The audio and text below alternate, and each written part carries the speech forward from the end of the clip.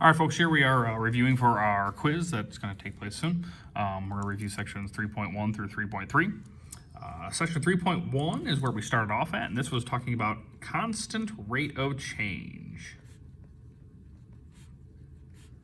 For information to show a constant rate of change, it has to be linear and it has to be proportional. Now, the difference between the two is this. So let's say I have a table here for linear information. And let's say I have days over here, and then let's say we're picking some apples. So apples picked over here. Have a nice little apple farm. Let's say the days are going 2, 5, 8, 11. Let's say apple picks are 48, 120, 192, and 264. All right, so we want to see for a constant rate of change to see if information is linear. We want to see if there's a pattern here. And what I notice here is that my apples that are being picked are going up by 72 each day, and my days are going up by 3 each day. So I have a pattern that I see. Therefore, I know that this information is linear. Okay, as long as I have a pattern, it's linear. The question then is this information proportional? So let's say, while doing all of this information, we have a different table. We have hours worked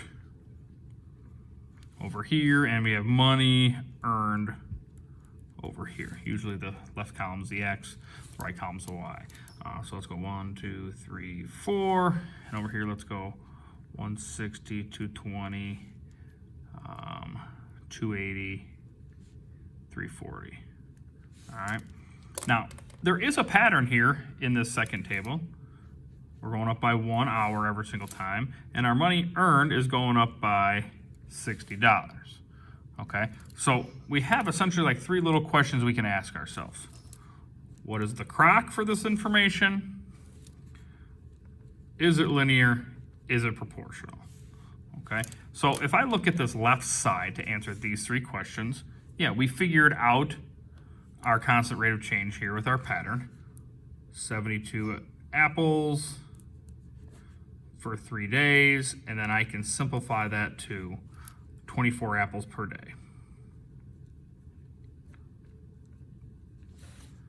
Since it has a constant rate of change, it is linear. The question now is it proportional? Well, if I divide these every single time, do I get the same number? Well, some of these are kind of goofy, so let's go let's go y divided by x, so 48 divided by 2 gives me 24, 120 divided by 5, 24, 192 divided by 8, 24, 264 divided by 11. This was my one real question. Oh, yep, it worked. Since I got the same number every single time, it is proportional. This information over here, it's very simple to see my constant rate of change. It's just $60 an hour. It has a pattern, so therefore it's linear. Is it proportional? When I divide, do I get the same number? Well, I can look at this right away and say no. 160 divided by 1 is 160. 220 divided by 2 is 110. Therefore, the information is not proportional. Okay, so a little bit of a note that you might need for proportional here. Y divided by x has to equal the same number for all data. All right, and then we moved on to section 3.2. We started talking about slope. Hopefully we remember that slope is the steepness of a line.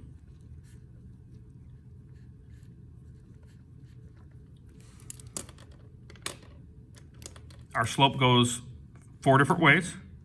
Up and to the right is positive. Down and to the right is negative. Straight horizontal is a 0 slope. Straight vertical is what we call undefined. All right. A couple of other ways that we remember slope. Rise over run, constant rate of change, all that good stuff. M's a slope as well. All right. Two ways that we look at slope is one, we can look and use our slope formula.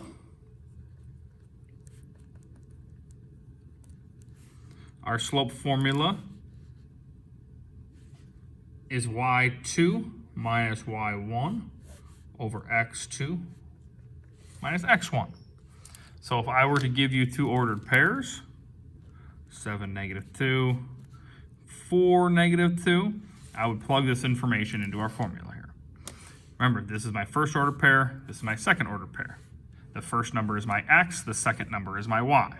So I would turn this into -2 minus -2, y2 minus y1, over x2, which is 4, minus x1, which is 7. And when I solve that, -2 minus -2, that is 0.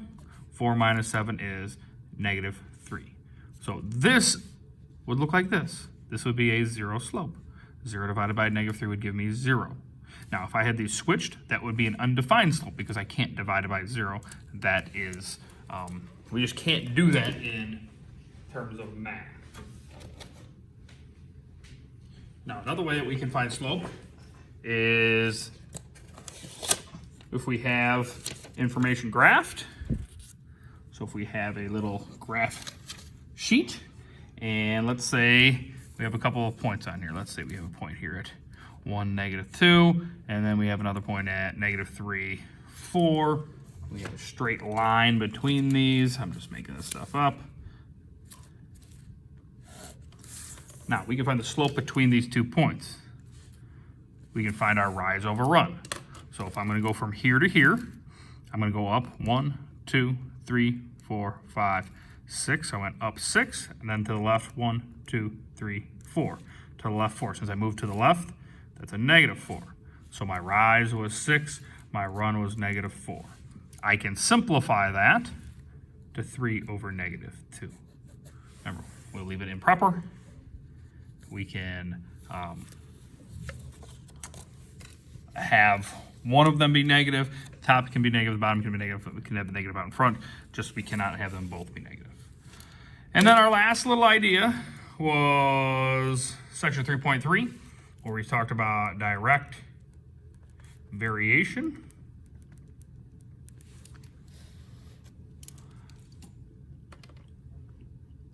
So let's say you're buying some sort of product. You can get 5 of the product for $12.50, but you want to buy 112.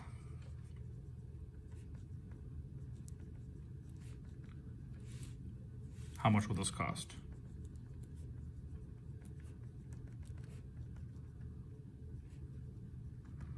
So I can take this information, since it's direct variation, and I can use the idea of m equals y over x. Y is always going to be money, x is going to be how many of that product. So from this information, it's going to be $12.50 over 5, which we would simplify. So I'm going to go $12.50 divided by 5, and that would give me $2.50 over 1. So that's my slope. So I can put that into my y equals mx formula. And when I do that, I'm left with y equals 2.50x. 2.50 or 2.50 over 1 is my slope. I want to buy 112 of them. So I'm going to plug in 112 for x. So this turns into y equals 2.50 times 112. So I take out my calculator.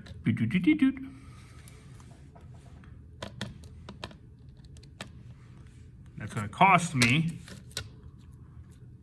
$280. This has to be proportional information, meaning if I could buy 0 of the product, it's going to cost me $0, but it's always going to have that consistent rate. All right, hope that works for you today. Have a good one.